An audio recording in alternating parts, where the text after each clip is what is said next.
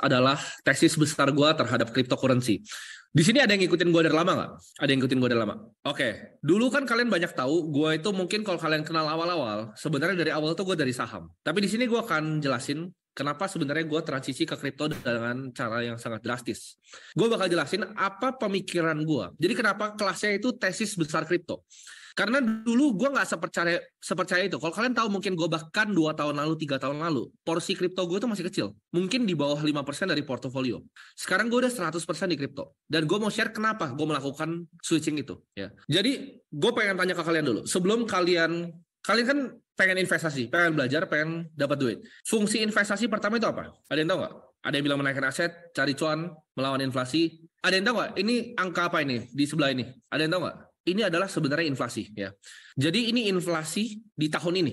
Kalian ada yang tahu nggak? Deposito itu biasanya berapa di Indonesia? Ada yang tahu nggak? 4%, 2%, 5, 4? Ya mungkin 5 benar, 5 paling tinggi.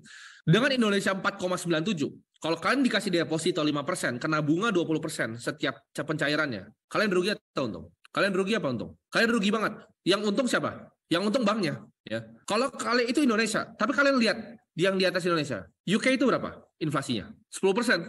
Ya. Jadi apakah kalian bisa untuk ngalahin 10% dengan kalian cuma taruh uang di deposito? Apakah bisa? Nggak bisa ya. Jadi ini datanya. Kalian kira Argentina aman pesonya atau Turki? Ada yang pernah ke Turki nggak di sini? Kalau kalian ke Turki sekarang, lira itu murah banget. Jadi kalian ke sana rasanya mereka kayak orang kampung. Karena semuanya murah di sana buat kita orang Indonesia. Karena inflasi 50,51%. Argentina itu tahun ini inflasi 104%. Argentina peso itu nanti bentar lagi bakal hyperinflasi dan gue akan jelasin kenapa. Ya. Jadi lira itu udah hancur, Argentina peso itu udah hancur.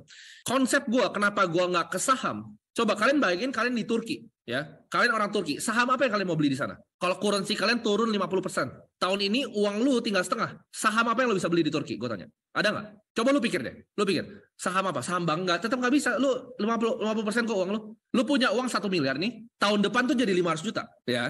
Properti apa yang lu mau beli di sana? Saham apa yang lu mau beli di sana? Pertanyaannya. Pasti saham luar dong. Saham yang inflasi lebih rendah, bener kan? Saham kayak di US, saham di Belanda, saham di Indo. Ya. Karena kalau currency-nya turun, semuanya itu akan turun. Itu konsep pertamanya. Nah, gue akan share kenapa gue punya view yang ekstremis di kripto. Ada yang udah dengerin gue kripto dari tahun 2023 awal? Ada yang udah dengerin? Kalian dapat cuan berapa? Lebih banyak gak? Dari semua kalian nabung di saham sebelum kenal gue. Kenapa? Karena kalian cuma dengan beli Bitcoin, kalian naik 83%. Ada yang tahu IHSG sampai berapa sekarang? 0,95 minusnya. Ya. S&P 500 itu baru 7%. Gold itu baru naik 11%. Sedangkan Bitcoin itu naik 83,62%. Ya. Kenapa bisa kayak gitu? Ada yang tahu nggak? Ada yang tahu kenapa bisa secepat itu naiknya? Ini dari year to date ya. Ada yang bilang news. Karena banyak pembeli. Kalau kita belajar secara mikroekonomi 101, memang benar ya bisa supply and demand. Tapi menurutku bukan supply and demand kenapa dia bisa naik. Karena ketidakpercayaan orang terhadap sistem perbankan zaman sekarang. Ya. Jadi kemarin itu kan kita lihat ada Silicon Valley Bank itu collapse. Dari awalnya bank kripto sebenarnya, Silvergate. Silicon Valley kena. Kalian lihat First Republic Bank. Ya. Kalian coba cek sekarang di TradingView, chartnya itu kayak apa? Itu kayak saham gorengan Indonesia. Dibantingnya 70% ke bawah. Di sini yang gue mau kasih tahu ke kalian, semua di dunia ini itu hampir semuanya itu cuma Ponzi scheme, semuanya skema piramida. Saham itu apa sih sebenarnya? Coba kalian pikir, saham itu apa sebenarnya? Ya, perusahaan itu ngapain? Perusahaan butuh duit, dia terbitin saham, ya kan? Begitu orang beli sahamnya, dia dapat modal, ya.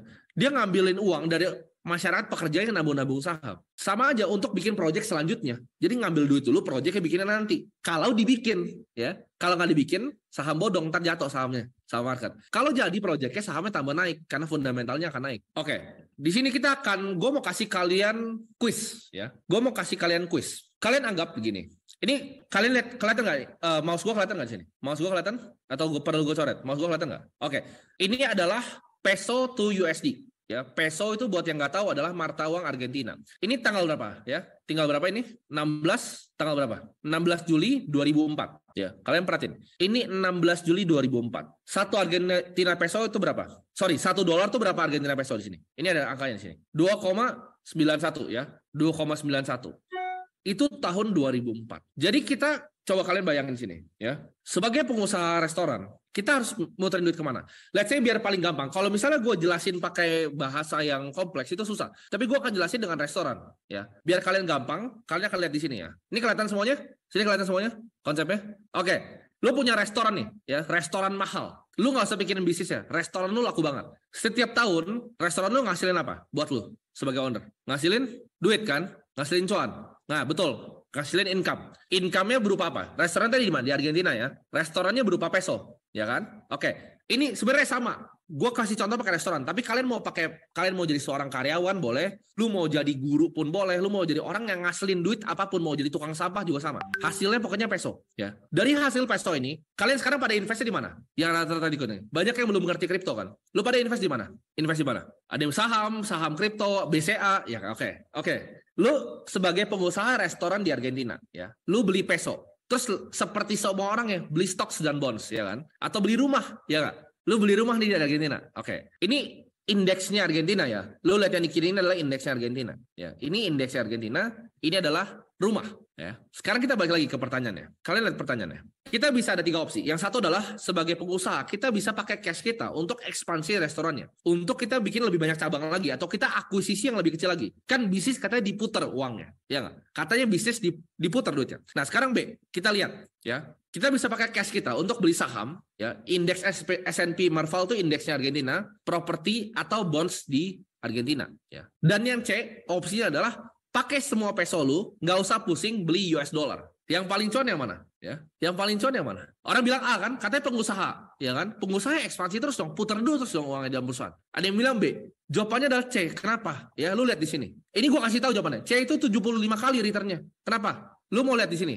Ini berapa? Angkanya berapa nih? Kelihatan nggak? Tahun 2004 berapa tadi? 2,91. Sekarang berapa? 219, bos. Itu bukan 2,19, itu 219. Itu 75 kali. Jadi peso lawan dolar devaluasi 75 kali. Artinya apa? Kalian ada yang tahu krisis 98 nggak di Indonesia? Kalian tahu nggak kenapa terjadi krisis 98? Orang itu perusahaan pegang hutangnya dalam bentuk US dollar. Begitu rupiahnya hyperinflasi ke 18.000, mati semua. Jadi mereka punya hutang nih, misalnya lu punya perusahaan hutangnya 100 miliar, tiba-tiba rupiahnya naik, hutang lu jadi 1 triliun, perusahaannya nggak ada yang bisa bayar, mampus semua, ya, including bahkan bank BCA, mampus semuanya konglomerat di Indonesia. Jadi artinya apa? Kalian ada yang bisa tarik kesimpulan nggak dari sini? Kalau currency-nya gagal, gue nggak peduli, lu mau beli apapun, saham apapun itu nggak ada artinya, ya. Kalau fiatnya hyperinflasi kayak di Argentina, lu beli saham Argentina sekarang, ya, lu beli saham. Gue tanya sekarang, indeks S&P 500 menurut kalian cuan nggak? Ini yang gue salah ngerti dulu. Ini dulu kenapa gue pernah nyaranin kalian kan untuk beli indeks kan? Ada yang tahu nggak? Nggak. Indeks S&P itu per tahun berapa? Annual return-nya berapa? 10%? Ya mungkin lah. Ya lebih tepat mungkin di 8%. Ya di 8%. Oke. Jadi tapi apakah kalian cuan 8%? Gue mau tanya kalian, apakah indeksnya kalian beneran cuan nggak sih 8%? Nggak. Kenapa? Ada yang tahu nggak kenapa nggak? Kalah sama inflasi kurang tepat. Nanti gue akan jelasin di belakangnya. Tapi gue mau kasih kalian di sini. Jawabannya dari semua ini ya adalah kita selalu pindah ke currency yang kuat. Ini 219 kali. Jadi lu kalau jadi orang Argentina, penting nggak lu beli saham? Kalau lu bisa balik waktu nih, penting nggak? Penting nggak lu beli properti?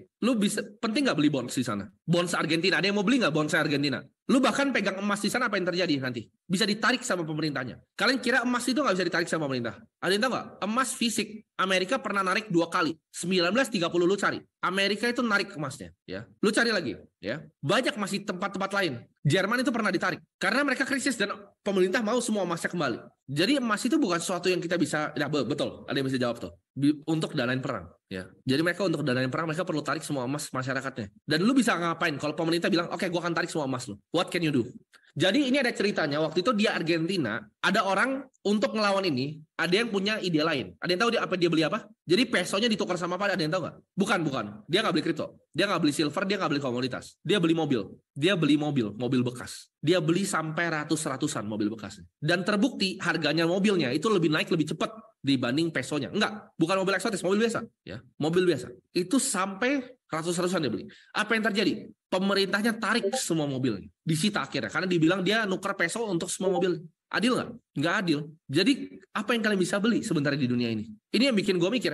Kalau misalnya currency di negara yang gue tinggal, ya, misalnya gue di Argentina, ya, gue di Turki. Apakah ada yang bisa? Gue diversifikasi kemana? Properti di Rusia, ya? Nggak bisa. Jadi kalau currency gagal, semuanya itu kan gagal. Lo lihat di sini. Kalian di Venezuela, ya. Coba kalian ke Venezuela. Kalian mau diversifikasi di mana sana? Coba, aset ada apa aja? Sebutin aset. Ada saham, ada properti, ada obligasi, ada emas, Ada reksadana. Coba ada yang berani nggak di sini beli reksadananya Venezuela? Gua tantang kalian. Ada yang berani nggak? Kenapa? Karena fiatnya apa? Hyperinflasi. Lu kalau lihat nih, gue balikin ya. Lu lihat ya. Ini apakah nggak tinggi nih? S&P Merval tinggi nggak naik ya?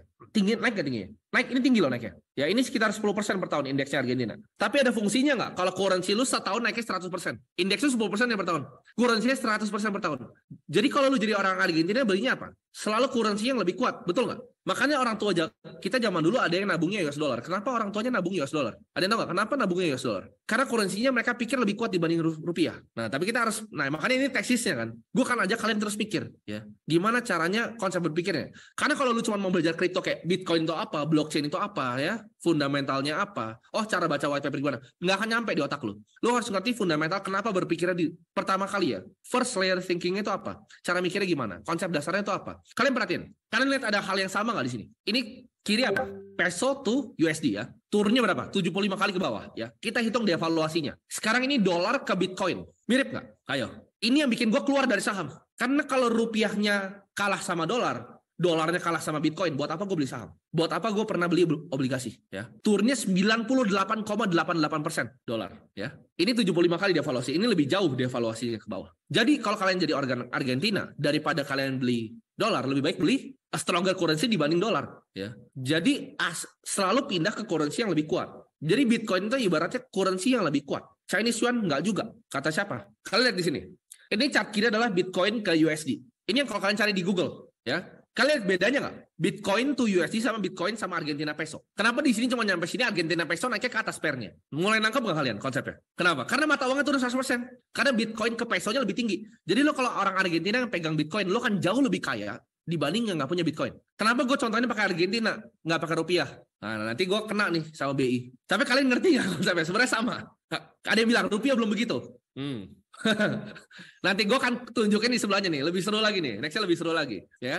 Ini adalah currency paling kuat, US dollar. Sekarang kan orang bilang mau dedolarisasi, BRICS segala macam. Menurut gue bullshit. Dolar nggak akan turun terlalu dalam. Kenapa? Karena dolar itu masih dipakai di semua trade di dunia. Di IMF aja, ya, dolar tuh masih gede banget. Ya. Jadi ini intinya, kalau currency-nya inflasi, semuanya disampah. Sahamnya disampah, sahamnya nggak berguna, propertinya nggak berguna, semuanya nggak berguna. Ya, oke. Tadi ada yang bilang apa? Ada yang bilang apa tadi?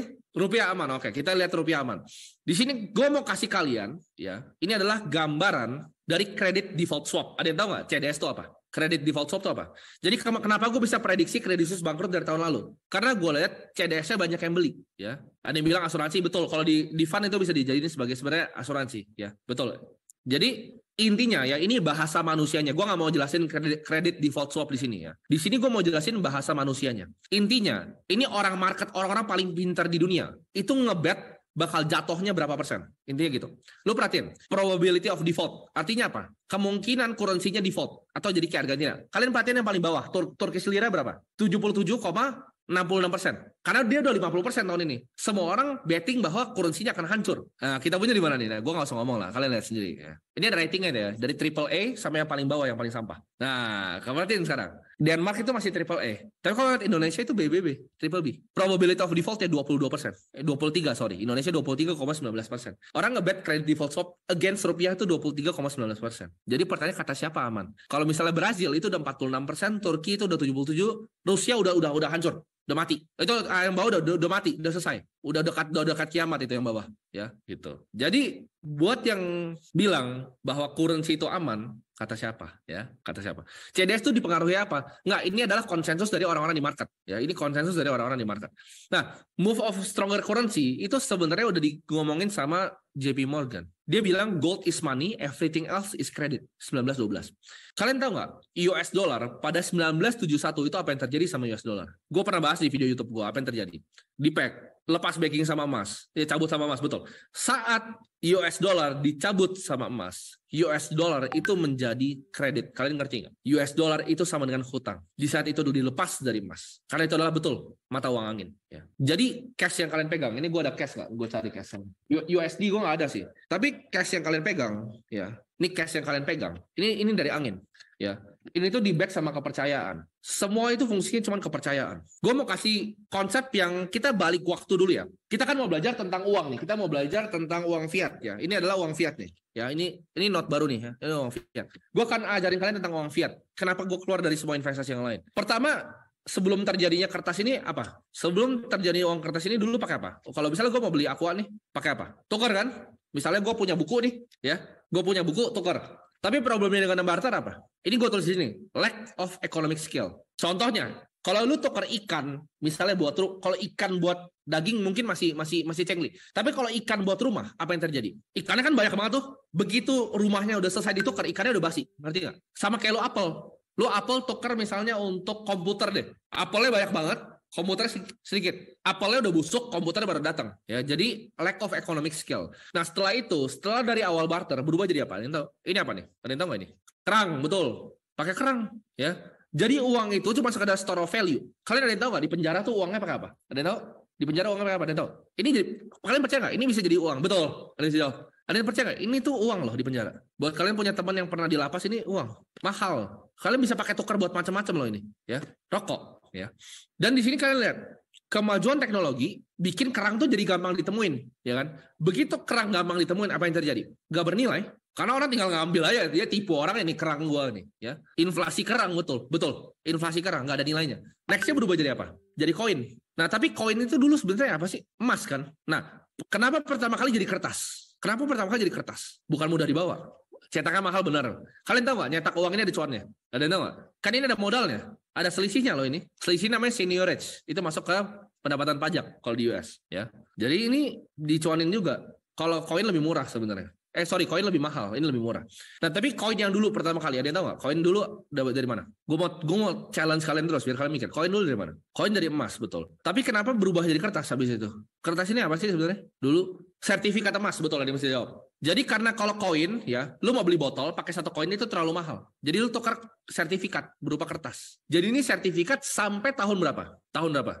1971, waktu perang Vietnam. Kenapa dia hyperinflasi di 1971? Karena dia butuh funding untuk perang Vietnam. Dia harus cetak ini. Betul, dia harus cetak uangnya, US dollarnya, ya. Jadi semua itu free floating, kayak ngambang sebenarnya ngambang. Uangnya itu ngambang. Nah, ini adalah konsep uang dari Karl Menger. Ini father dari Austrian School of Economics. Uang itu harus punya dua fungsi. Satu, sellability, kemudahan untuk dijual di market. Nah, ini mudah nggak? Mudah dijual di market. Kalau kalian bawa rokok ke dunia kita biasa, bukan di penjara, susah. Kenapa? Sellability, kalau lu mau tukar apa? Ini 36.000, ya. Lu mau tukar juga lebih ribet. Kalau kembalian gimana? Buka terus kasih rokoknya kali. Bisa, sebenarnya bisa sih, gitu. Cuma susah aja, ya. Karena uangnya bisa hilang. Kenapa bisa hilang? Kalau rokok nih bungkusnya lu buka kayak gini, apa yang terjadi kalau kelamaan? Kalau kelamaan apa yang terjadi? Buat kalian yang ngerokok, basi, mempem, ya. Jadi nggak sellability. Jadi harus punya dua. Nah, ini masuk nih fiat. Ini sellability dan ini store of value, ya. Satu ini sellability, ini store of value. Nah, oke, kita akan lihat next ya. Uang fiat itu sebenarnya sama, ya. Uang fiat itu sebenarnya semuanya sama, including US dollar. Ya, semuanya itu adalah sebenarnya skema piramida. Gold itu sebenarnya real money, ya. Gold itu real money, baru dijatuhin ke bawah ke central bank. Fiat dalam bahasa Latin itu let it be done. Jadi aja. Ya, jadi aja. Jadi kalau kalian lihat first recipient of fiat currency itu siapa? Government, pemerintah, Wall Street, dan perusahaan besar. Yang kedua itu lower tier bank, ya, bank buku satu yang di bawah-bawah, small business. Dan yang terakhir itu siapa? Kita semua. Kita adalah penerima fiat tier terakhir. Jadi kalau dalam sebuah bisnis kalian harus ngerti capital structure. Siapa yang dapat apa duluan? Contohnya ya, lu mau invest saham deh.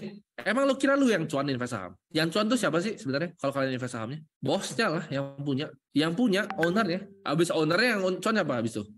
Direksinya kan yang punya saham. Kalau lu pada tuh siapa? Ya betul, liquidity provider, ya. Mereka kan dapat duit duluan sebelum kalian. Di kripto apakah sama? Sama. Lu ke kripto yang kecil-kecil emang apa yang terjadi? Emang yang punya projectnya itu nggak pre-mine projectnya dulu? Kalian pelajarin yang gue tulis di Twitter, tokenomics. Apa yang terjadi kalau kripto project kecil-kecil? Sama dengan saham, ada foundernya. Semuanya sama.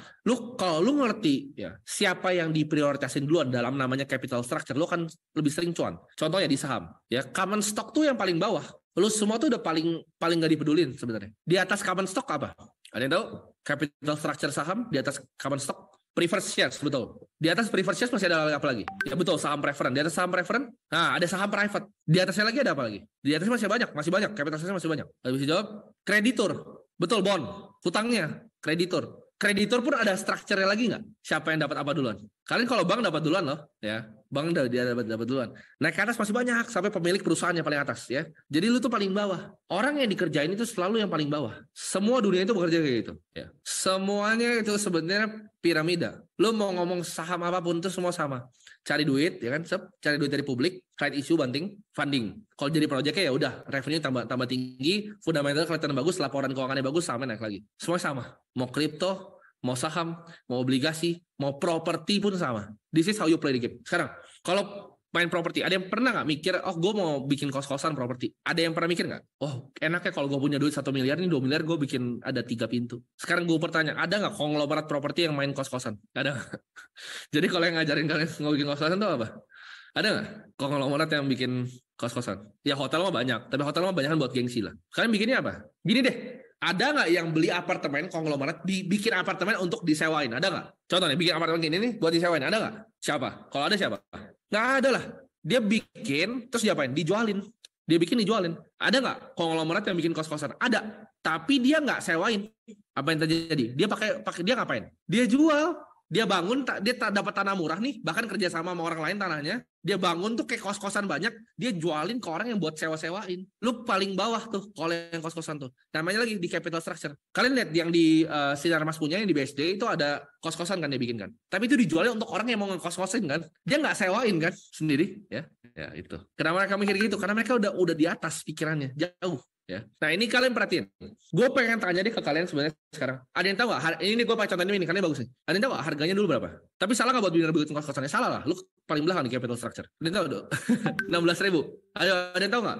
Berapa dulu? 24.000 masih nggak gitu lama. 12, 20. Kalian menurut kalian ini salah satu barang yang paling dikonsumsi nggak di Indonesia? 12.000 bener. Ada yang ngomong dia jual lu betul 12.000. Ya, gue pertama kali bakar ini gue waktu itu SMP itu 16.000, tapi dulunya itu 12.000. Pas gue masih SD ini 12.000. Ya, ini 12.000. Sekarang coba lu pikir, sekarang harganya berapa? Dijual di Alfamart tadi tahu nggak? Gue baru beli ini tadi. 32, 36, 36. Ada yang bisa hitung matematika inflasi berapa? 12 ke 36 berapa? Ayo. Nah sekarang, oke. Data BI inflasi berapa? Data BI inflasi tadi berapa? 4,9. Oke. Ini berapa? Oke. Lu orang di Indonesia orang biasa mikirnya mau ngerokok apa mikirnya inflasi 4,9. Nah, sekarang coba gue tempel di sini ya. Harga dulu, harga sekarang. Apa yang terjadi di Indonesia menurut kalian? Kalau orang benar-benar tahu, demo, betul. Sama. Ini ada yang tahu nggak ini harga berapa nih botol ini? Bisa tebak? Enggak, ini nggak 3.000, ini nggak 8.000, benar. Dulu berapa? Dulu 2.000 bos. Ini dulu 2.000. Ini 8.000 gue beli tadi di bawah, ya. 8.000. Botolnya bagus 8.000. Naiknya berapa kali tapi? Nah, jadi sekarang kalau kalian mau hitung inflasi itu bukan satu angka, ya. Inflasi itu bukan satu angka. Cara ngitung inflasi bukan itu. Inflasi adalah sebuah vektor. Ini beda sama ini. iPhone beda sama buku. Ya, per produk beda. Itu adalah vektor. Vektor kenaikan betul. Ini gak ada yang ngerti tapi. Di saat gue tahu inflasi itu vektor dan selalu pindah ke currency yang lebih baik, gue keluar dari investasi yang lain semuanya. Kalian mau tanya kan tesis gue kenapa gue pindah? Itu alasannya gue pindah. Karena gue ngerasa, oke, gue invest saham nih 15% per tahun, itu gue masih cuan 10% di atas inflasi. Itu doang otak gue. Tapi sekarang setelah gue tahu ini, apakah saham gue ngalahin ini? Gue mending nyimpen rokok aja, ngapain gue beli saham? Bahkan saham gue aja kalah sama barang. Terus gue ngerasa kalau semua orang bisa cuan dari beli saham BCA, gue nggak cuan dong. Gini, konsepnya, kalau semua orang bisa dapetin deposito 5%, apakah tambah kaya mereka 5% atau semuanya jadi rata? Jadi rata. Jadi kalau kalian beli ini US dollar 100 tahun lalu, sekarang hilang berapa persen? 99%. Betul. Jadi oke, rumah deh di Indonesia. Jakarta, tanah di Menteng. 20 tahun lalu sama sekarang bedanya berapa? Sekolah. 20 tahun lalu sama sekarang bedanya berapa? Ayo, bingung gak lo? Ini gue challenge nih cara kalian pikir nih. Kalian bingung gak sih kenapa orang gak bisa kaya? Karena uang lu tuh hilang terus. Ini uang lu ini setiap 3 tahun sisa setengah. Karena ini, gue bilang tadi, semua uang yang lu tabung, setiap 3 tahun itu sisa setengah. Jadi lu kalau jadi pengusaha yang dapat uang, atau lu pekerja yang dapat uang, kalau lu simpan cash, lu ingat ya, setiap 3 tahun uang gue sisa setengah. Itu real inflasinya, rokok dan teman-teman semua yang lainnya nih. Ini semua barang. Ya. Gimana mau kaya? Kalau tiap tahun uang lu tinggal setengah. Coba. Itu ibaratnya lu ngedayung, ya kan? Lu ngedayung, tapi kapal lu bolong. Tenggelam nggak? Tenggelam nggak? Oke. Kalian ingat baik-baik. Ingat ya, US dollar hilang berapa? 90%. Ingat ya? Semua ingat ya? Oke, kita ke next ya. Ini adalah dari IMF. Ini data 2021. Gue nggak usah cari yang baru. Nggak penting. US dollar tuh gede nggak di sini? Untuk reserve negara-negara. Dulu reserve-nya tuh pakai emas. Sekarang kan pakai US dollar. Ya. Oke. Ya. Ini mata uang. Ini Vietnam dong. Ini Thailand baht. Ini rupiah. Mereka semua punya ini. Mereka semua punya reserve. Sekarang pertanyaan gue. Kalau USD-nya hilang 99% dari value-nya dan dia free floating kayak gini. Yang ngikut dia itu jadi apa? Ayo. Oh, mikirnya dalam nih. Gue di sini nggak ngajarin tutorial blockchain itu apa. Gue nggak ngajarin tutorial blockchain. Gue ngajarin cara berpikir kalian, ya. Cara pikir kalian. Apa yang terjadi? Vietnam dong ini jadi apa? Coba kalian lihat. Vietnam dong to USD. Cek sekarang Google. Vietnam dong to USD. Vietnam dong to Bitcoin. Kalian lihat. Gak bernilai. Tapi kalau ini semua orang Indonesia tahu apa yang terjadi, boom, revolusi besok pagi. Dan ini orang US juga nggak ada yang tahu. Kalian kira kalau ini di print nih, dilempar di semua rumah orang US, apa yang terjadi? Chaos. Tapi dunia ini tuh unik. Layaknya kapitalisme, nggak bisa semua orang jadi kaya. Nggak bisa semua orang ikut ini. Yang ikut kelas ini cuma berapa? Yang ikut kelas ini berapa? 1.000 kan? Nah, yang nggak tahu ini berapa banyak? Ada bilang sore hilang nggak suaranya? Aman? Aman ya. Oke. Ayo. Dari berapa? 1.000 dari 270 juta. Ya udah kita aman. Gitu. Biarin aja yang lain nggak tahu gitu. Yang lain nggak tahu ini tiap 3 tahun sisa setengah. Makanya tahu nggak? Makanya gue nggak pernah nganggap ini berharga. Gue setiap kali lihat ada satu, gue selalu kasih 50.000, 100.000. Kenapa? Karena nothing real. Ini nggak benar. It's nothing. Gitu. Ya. Gue selalu kasih. Lu tanya di bawah nih di apartemen lu tanya, gue selalu kasih. Itu nggak ada artinya buat gue. Betul. Kalau lu bisa ngelihat semua ini Henry Ford yang bilang, kalau orang tahu cara kerja uang ini, besok pagi revolusi, ya. Oke, sekarang ini gue ngajarin kalian tentang investasi, ya kan? Dulu gue juga goblok kok. Gue ngajarin buat beli S&P 500. Sampai gue ngerti tentang ini. M2 money supply, dan tahu nggak ini apa? Nah, ini peredaran uang, ya, yang dicetak. Total peredaran uang, betul. Ini S&P 500. Jadi sekarang pertanyaannya, apakah yang beli indeks cuan apa enggak? Jadi uangnya dicetaknya bareng nih sama indeksnya. Nah, ini kan gue pakai US kan. Tapi kalian bisa pikir aja yang indeks yang kita punya. Apakah sama rate ini? Sama. Rate-nya sama, sejalan. Makanya orang pada takut kalau orang ngerti kripto. Betul, kantong kiri, kantong kanan. Jadi di US tabungannya bukan uang, tapi tabungannya apa? S&P 500. Pindahin uang dari para orang susah yang cuma kerja biasa, tabung di indeks. Ada yang tahu nggak?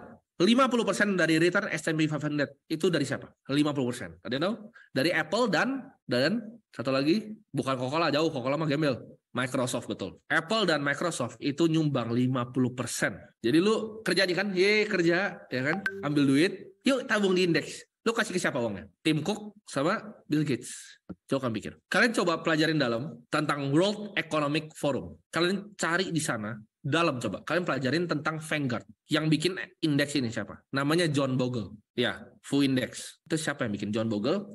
Pelajarin secara dalam dan lu nggak akan beli indeks lagi. Ya, lu nggak akan beli indeks lagi. Karena itu cuman pindahin uangnya dari orang nggak punya ke orang yang punya. Jadi mereka cetak uangnya, dibagiin ke yang nggak punya, dipindahin ke yang punya, ngerti nggak? Cetak uang ini, ya kan? Terus lu kerja nih, kerja dari pagi jam 7 malam pagi sampai jam 9 malam. Dikasih gaji, nih gaji lu 3 juta. 3 juta tabung ke indeks.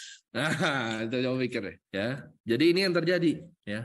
Jadi ini yang terjadi. Nah, ada yang pernah dengar nggak Bernie Madoff? 50 billion Ponzi scheme. Kalian kira Wall Street itu bukan pyramid scheme, ya? Kalian kira itu bukan pyramid scheme? Betul, pyramid scheme cuma legal. Sekarang gua tanya, asuransi bisnis modelnya apa sih? Kumpulin lu kasih dia uang, asuransi ya, lu kasih dia uang.